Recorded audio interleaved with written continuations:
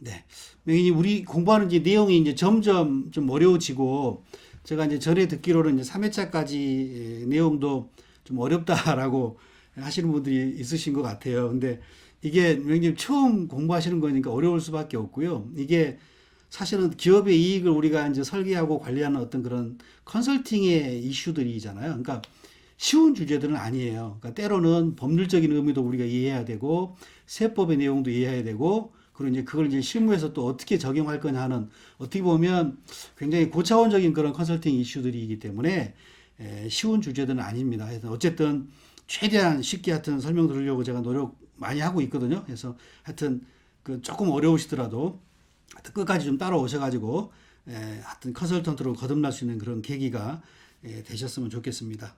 자, 우리가 이제 정관 정비 작업은 이미 공부했고요. 그리고 뭐 정관이든 규정 정비 작업은 어떤 경우에든 우리가 이제 상법 절차 이거 중요하다고 이제 말씀을 드렸잖아요. 그래서 여기까지 우리가 이제 공부를 했고요. 그래서 정관에서 위임된 어떤 그런 내용에 따라서 우리가 임원 보수 직 규정을 정비하고 향후 이제 배당도 분사 설계에 대한 필요성 같은 것도 공부하실 겁니다. 그리고 임원 퇴직금 규정을 정비하고 그리고 정기보험 제한을 위한 어떤 효과적인 사전 설계 작업 그게 유족보상금 지급 규정인데 요거까지 이제 쭉 우리가 공부를 할 겁니다. 그래서 오늘은 그 여러 가지 소득 내용 중에서 임원 보수 지급 규정 관련된 내용을 보실 거고요. 자, 법적 근거 보시면 우리가 이제 개념적으로 명의님들 이것도 이제 처음 접하시는 개념일 텐데 우리가 이제 보수하면 회사로 보면 회사는 임원과 직원이 근무를 하게 되잖아요. 그래서 임원이 받는 보수와 직원이 받는 보수는 법률적 의미의 개념이 약간 다르거든요. 그래서 이제 우리 이제 근로자들 같은 경우에는 고용 관계를 통해서 이제 근로를 제공하고 보수를 받죠. 이제 이걸 우리가 이제 임금이라고 얘기를 하고 임원이 받는 보수는 일반적인 근로자는 고용 관계인데 비해서 임원은 회사랑 위임 관계로 갑니다. 그러니까 법률적인 어떤 경영권 같은 거를 위임을 받고 그 위임 보수를 받게 되는 그런 보수 성격이기 때문에 임금이랑은 조금 다른 개념이고요. 그래서 중요한 게 영업 성과에 대한 보상이라는 거죠. 근로자들의 임금을 회사의 경영 성과가 달라졌다고 해서 달리 정할 수는 없죠. 법에서 정하는 최저임금 이상을 지급하되 뭐 물가 상승률이라든가 뭐 이런 인사평가를 통해서 일정액을 인상하거나 그렇게 하지 회사 이익이 뭐 얼마가 났으니까 연봉을 얼마나 올려주고 이런 개념은 절대 아니죠. 근데 이제 임원은 이런 영업 성과에 보상되는 급여이기 때문에 그와 관련돼 있다고 보는 거고요. 그리고 법적 성격과 세법의 근거, 송금 요건을 우리가 명확히 이해해야 된다라는 내용입니다. 자, 그래서 법률적 의미의 임원 보수의 개념을 한번 보면 220페이지 명의님 펴 보시고요. 이게 이제 굉장히 중요한 개념이거든요. 여기 보시면 일단 상법에서는요. 자, 이사의 보수는 정관의 그 액을 정하지 아니한 때에는 주주총회 결의를 정한다라고 되어 있습니다. 자, 일단 우리가 이제 임원 보수와 관련된 설계를 할 때는 일단 상법에 적합하게 설계해야 되고요. 그리고 나서 또 세법의 송금 요건이 충족이 될 수 있게끔 설계를 하셔야 되거든요. 자, 상법에서는 이렇게 정하고 있는 거죠. 자, 정관의 그 액을 정해라. 만약에 정관에 정하지 않았으면 주주총회에서 이를 정해라 라고 되어 있죠. 지난 시간에도 제가 잠깐 언급했지만 우리 비상장기업은 주총에서 정하는 게 바람직하지 않다고 말씀드렸죠. 그러니까 정관에다가 총 보수 한도를 세팅을 하고 별도의 임원 보수 지키정에 의한다라고 위임시킨 다음에 그 위임의 근거에서 우리가 별도로 임원 보수 지급 규정을 만드는 실무적인 절차를 그렇게 진행을 할 겁니다. 자, 중요한 게 어떤 개념은 여기 내용이 이 내용입니다.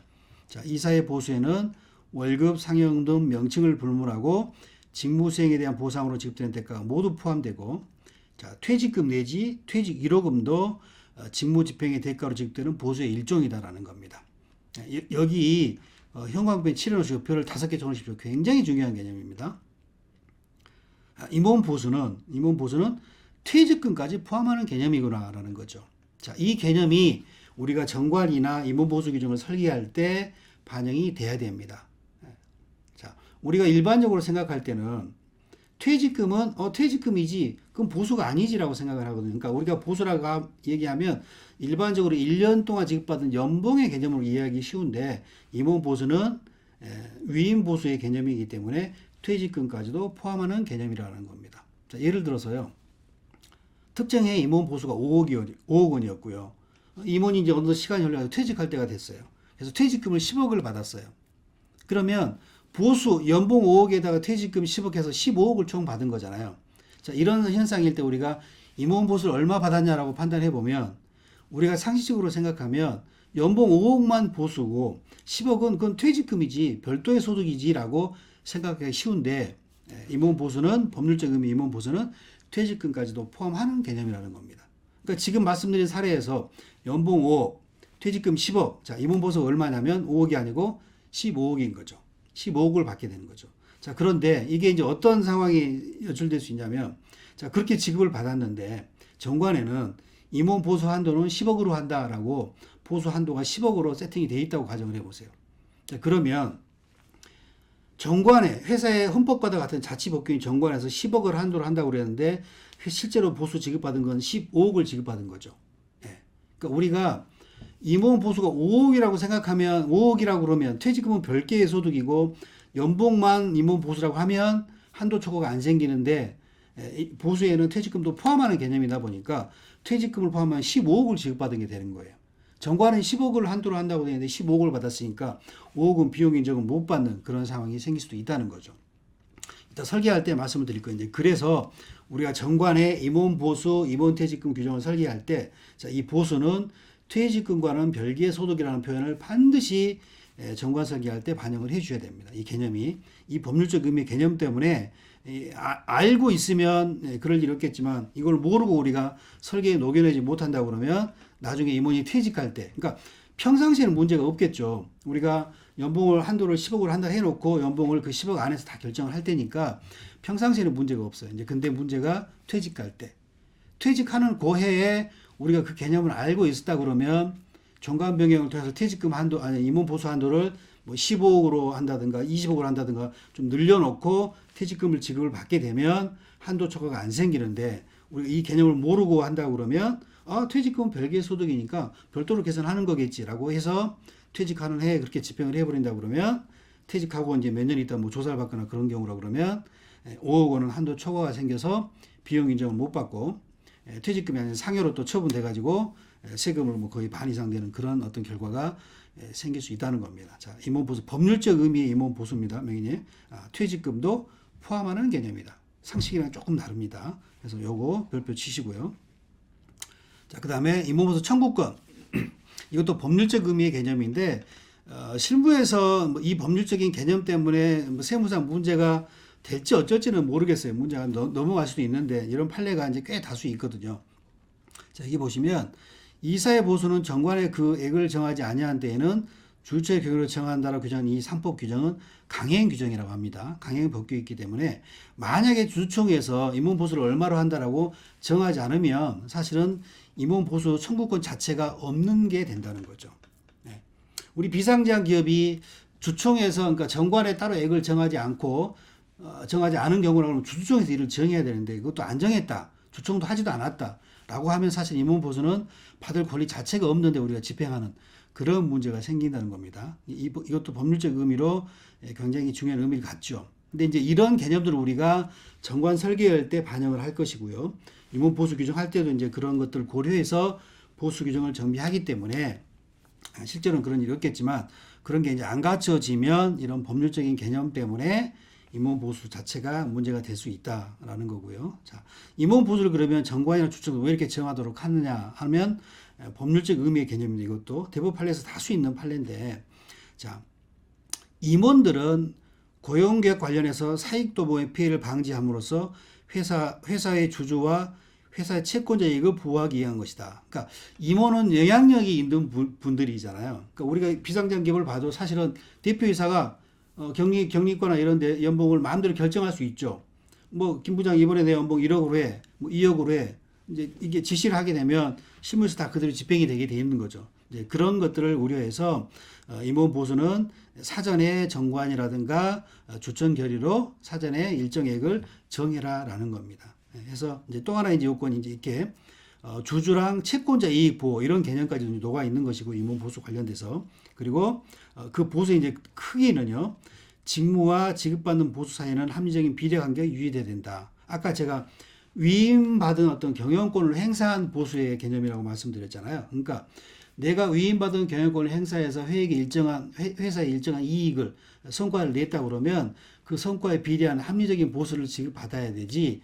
대표이사가 권한이 있다고 그래서 마음대로 뭐 상여금을 5억을 지급받고 뭐 10억을 지급받고 이게 마음대로 안 된다는 겁니다. 그래서 여기 보시면 합리적인 비례가 유지돼야 되고, 그리고 회사의 채무 상황이나 영업 실적에 비춰서 합리적인 수준을 벗어나면 안 된다라는 겁니다. 이건 이제 법률적 의미의 개념입니다.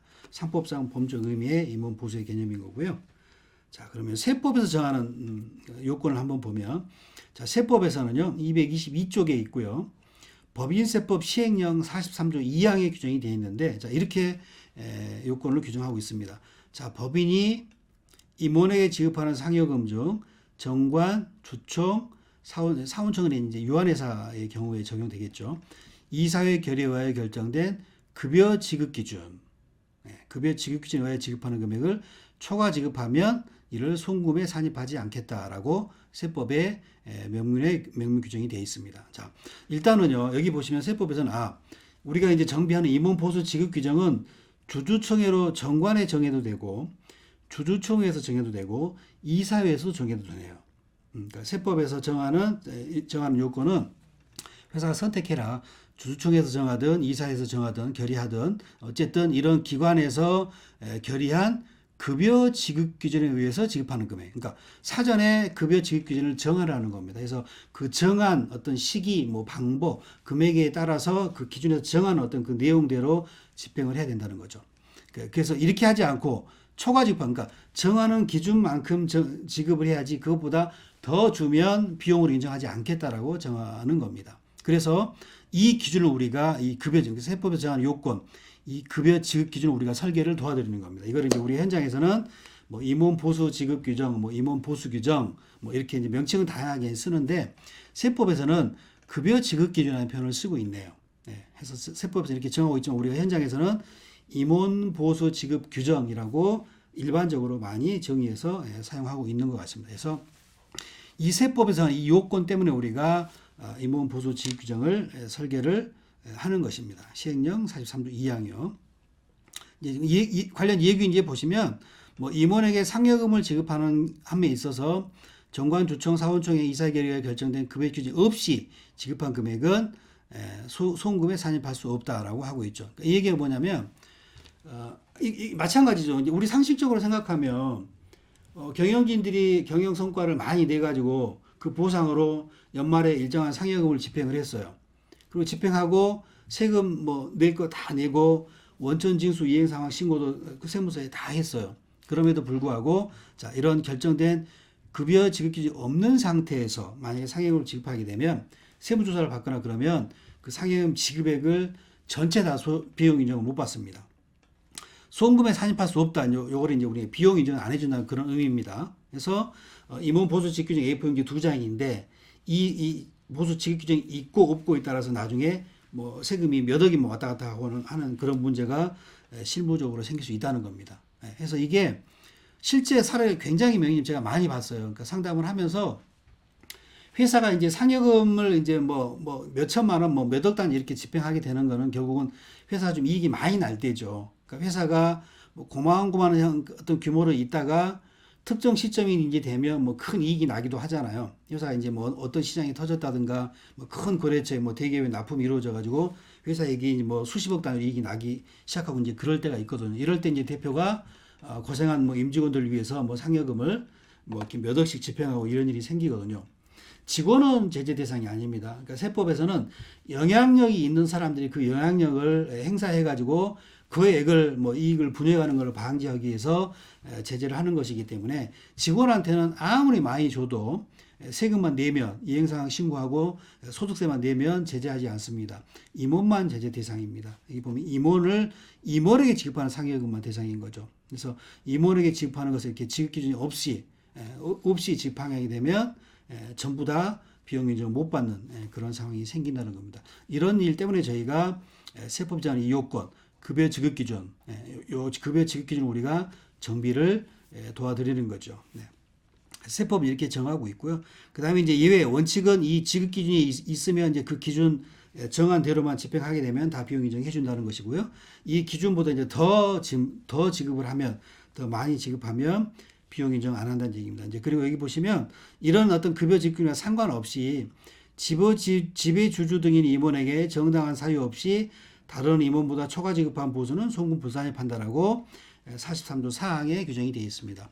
실무적인 사항과 관련돼 가지고 우리가 이제 그 케이스를 적용해 본다 그러면 이런 예를 들 수 있을 것 같아요. 그러니까 대표이사의 아들이 대학을 졸업하고 미국에서 MBA를 받고 회사에 취업을 했어요. 가업을 뭐 승계하거나 이런 목적으로 회사에 취업을 한 거예요. 이제 그럴 때 다른 임원들이 뭐 연봉을 한 뭐 2억 정도 받고 있는데 지배주진 아들이 이제 임원으로 취임했다고 그래가지고 취임하자마자 바로 연봉을 뭐 한 5억씩 지급을 한다.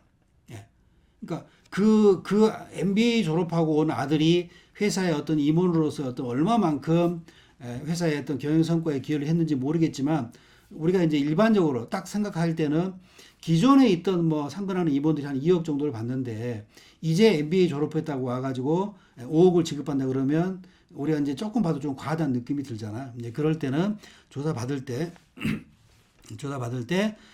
다른 임원보다 정당한 사유가 없는 어떤 그런 그 케이스에 해당이 된다고 그러면 다른 임원보다 초과 지급한 그 보수 자체, 예를 들면 뭐 한 2억 정도가 평균 뭐 합리적인 보수라고 가정을 하면 5억을 지급받았다 그러면 이제 3억 원이 비용 인정 못 받는 그런 보수가 되겠죠. 그래서 세법에는 이렇게 정의를 하고 있습니다. 그래서 우리가 임원 보수 지급 규정을 정비하는 어떤 근거는 법인세법 시행령 43조 2항이 되는 거죠. 이 조항의 근거에서 우리가 임원 보수 지급 규정을 정비를 하는 것입니다. 네, 해서 자 그러면 이제 역시 이것도 왜 임원 보수를 이제 한도를 세법에 이렇게 규정을 하느냐? 마찬가지죠. 아까 상법에서 봤던 그런 법률적 의미랑 똑같은 개념입니다.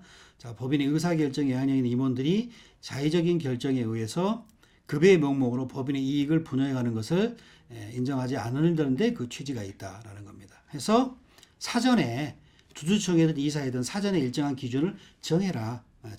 이제 그러면 큰 금액을 주더라도 더 많은 수익을 창출할 수 있는 어떤 그 대가를 지급받았을 것이고, 그리고 수익 비용의 대응 원칙, 그러니까 수익에 기여한 만큼 그만큼의 보수, 이제 비용을 법인의 입장에서 비용이겠죠. 이제 그거를 지켜지게 될 것이고, 그리고 사적 자치 원칙도 허용이 되지 않겠느냐라는 겁니다. 그래서 영향력이 있는 임원들이 영향력을 행사해서 급여를 이제 뭐 이렇게 그 성과 보수와 이제 관계없이 이제 거액을 지급받아 가지고 법인의 이익을 이제 빼가는 이것을 방지하기 위해서 세법에서 제재를 한다는 겁니다. 네, 그래서 이제 우리가 임원 보수 규정의 제정이 이제 필요하다는 거죠. 그래서 규정이 있는 경우에는 보수 규정에서 정하는 그 한도만큼 비용 인정을 받게 되는 것이고, 만약에 규정이 없는 상태에서 상여금이나 이런 것들을 지급을 했다 그러면 상여금 지급액 전액이 송금 불산입 되게 비용 인정 못 받게 되는 그런 문제가 생기게 된다는 겁니다. 그래서 이게 관리하는 어떤 그런 회사를 한번 살펴보세요. 그러니까 조금 이익 규모가 나서 상여금이 뭐 상당히 많은 금액이 집행이 되고 있는 그런 회사인 경우에 그 상여금 지급 규정이 없다고 그러면 나중에 조사받게 되면 그 상여금 전부 다 비용 인정 못 받게 되는 그런 문제가 생깁니다. 네. 그래서 요런 필요성, 시행령 43조 2항에서 정하는 그 송금 요건 때문에 우리가 이제 규정 정비 작업을 하게 되는 것이고요. 그래서 임원 보수 규정을 정비하고, 이게 이제 자치법규죠. 이것도 임원 보수 규정이 자치법규이기 때문에 이 규정에 따라서 그 규정의 한도 내에서 매년 위임 보수를 의사결정해야 된다는 겁니다.